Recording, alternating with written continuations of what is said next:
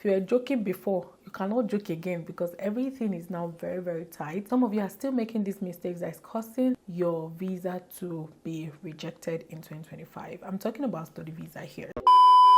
Hi guys, welcome back to the channel. My name is Yemisi. I'm back today to come and share with you some of the mistakes that a lot of people are making that is causing study visa approval, especially in 2025. If you were joking before, you cannot joke again because everything is now very, very tight and you do not want to be refused for a reason that is very flimsy. Some of you are still making these mistakes that is causing your visa to be rejected in 2025. I'm talking about study visa here. So without further ado, let us go into the video.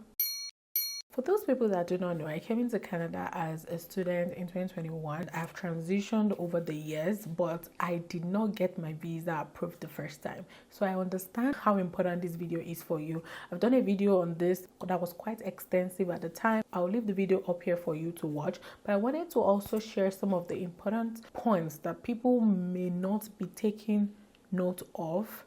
Just kind of like flesh out what I've said in the past video. So I would advise that you also go to that video because it will help you give some backgrounds to whatever I'm sharing right now. Also stay tuned because I'll be sharing the 2025 study visa application checklist that you need to put in place.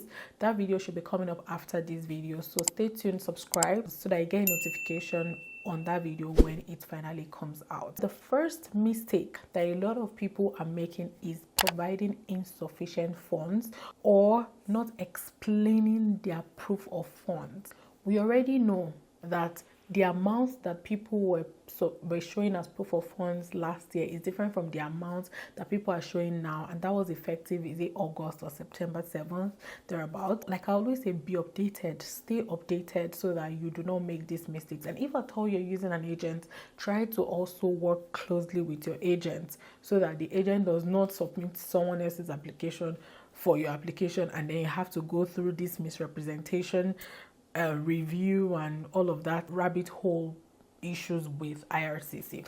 So let's get back on the main topic. Insufficient funds is when you are applying for a study visa and you are not providing enough funds that covers your tuition fees, which is very important, your living expenses, and some miscellaneous expenses here and there that you're going to be incurring when you're here. Don't forget, I always tell you that if you're coming for a program that is 2 years, try to have the funds for at least 2 years in your account, meaning 2 years tuition fees, 2 years living expenses, so that you are good.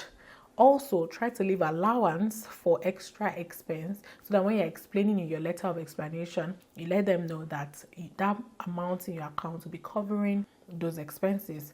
Whilst that is a must, don't also try to load your account with different monies so that there's no history of the money. For example, an account that on a normal day, the closing balance is 50,000 Naira, which is like 500 Canadian dollars, thereabout. And all of a sudden, the account is having 2 million Naira monthly, which is about 2,000 Canadian dollars monthly. Like, where is that hike coming from? Explain it in your letter of explanation. Very important. Don't forget, for those that do not know, that if you are applying as a single applicant right now, you have to show 20,000 Canadian dollars and 635 cents per year for your living expenses. It's no longer $10,000 when I was applying, or is it $15,000 that they increased it to at some point? Now it is $20,000. So you know that if you are submitting $10,000 for 2 years, that's a refusal reason already, right? So please, very, very important. I'm stressing on this proof of fund because I know that that is the first thing that gets the attention of the visa officer. Also, you cannot be relying on only assets that cannot be liquidated. Yes, I know that they will say show things like maybe properties that you have in your name or in your parents' name or in your spouse's name or in your husband, like whoever.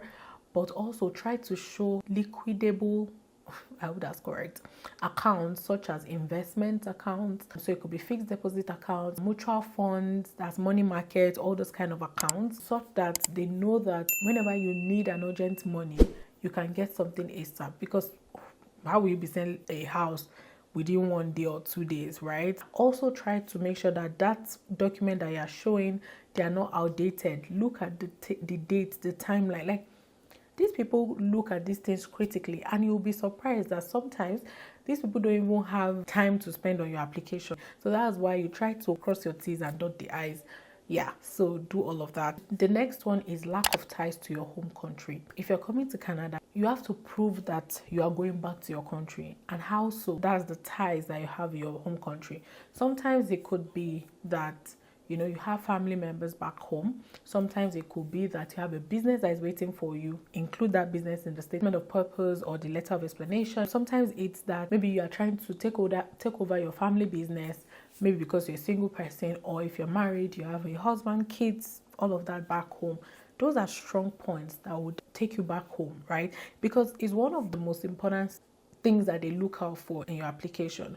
You are coming to the country, you are coming as a student, you are not expected to be here. It's not a permanent resident application where they know you are actually coming to reside here. It's a temporary resident application, so you need to show that you are going back to your country. So how to do this is make sure that you submit proof of family ties, include testimonials, include pictures. See, go back on that video that I'm telling you, because I explain everything in details. I'll post it whether in the description box or just up here. Include all the pictures, like show that, oh yeah, I'm married, like there's a marriage certificate, attach it. If you're employed and you need to go back to your job, show an employment letter stating that you'll be getting back to your job. You're just here on a 2 years vacation, not vacation, education leave. Also provide property deeds, provide lease agreements, investment certificates, proof of other assets. Explain everything that you need to explain in your personal statement. Again, I've explained all of that in that video. For me, I showed deed of assignments, I showed investment certificates for sure. I showed a couple of those things, and yeah, just go back to that video.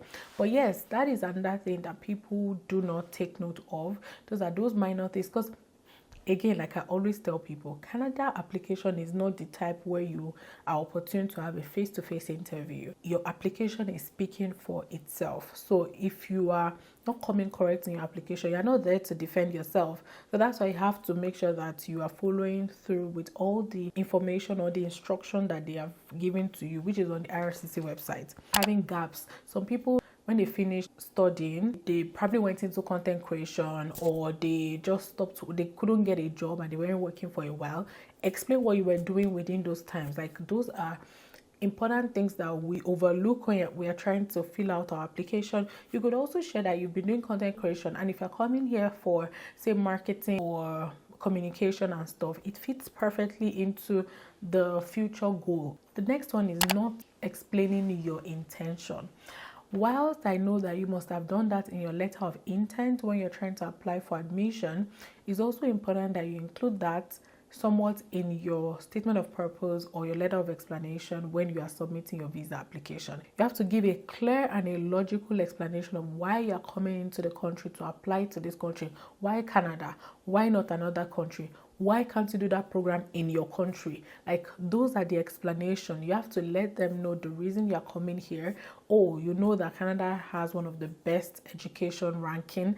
You know that Canada would give you more exposure to more advanced or more exposed environment. Different things, like, just include them. Make sure. See, the good part, Seth, is that we have ChatGPT these days. People are using ChatGPT. Just explain everything that you need ChatGPT to do for you, and let it logically construct your word. Of course, proofread them before you put them to your application. But I'm just trying to say that there are ways for you to come up with a very logical and attractive letter of explanation for the visa officer. Make sure that you include a detailed personal statement that is explaining your intent to return home. Okay guys, we're back. Let me quickly go over the remaining points so that we can just wrap this up, because I don't know what's going on with my battery. So I was talking about how to fix this issue. Number one, include a detailed personal statement explaining the reason why you're coming to Canada and how the Canadian education is going to benefit you in the long run. Another thing which I kind of explained earlier is clearly explain why this program is not done in your country and why you have chosen Canada to be your education destination or your destination to get that academic experience. Also explain how this program aligns with your career goals in your home country and how it's going to benefit or like advance your career in the long run. So those are very important things that you want to explain. Try to ensure that you are able to tie those words around the career goal, the program that you're studying, all of that. Try to tie those words together so that it makes sense to the visa officer. The next rejection reason, I'm going to look down for this one, is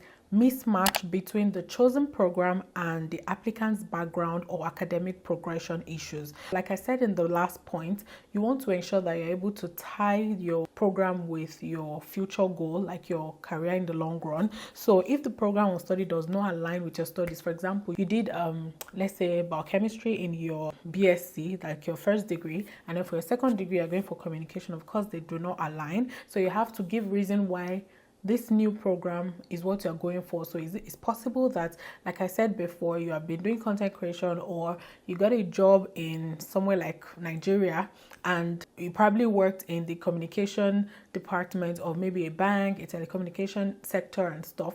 Explain why you are switching career and how, you know, that whole thing will go, because the visa officer will be wondering, okay, so what's the correlation, and is this person just coming to Canada to study so that the person will now stay in the country, which somehow will be the long-term goal but not the short-term goal. So yeah, tie those words around your interests, your program. Make sure that there's no discord between your program of choice and your background has been. And also, if you're changing fields, especially to something that very different, like I said, make sure that you have good justification for it. This other one, incomplete, incorrect, or unauthentic documentation or misrepresentation.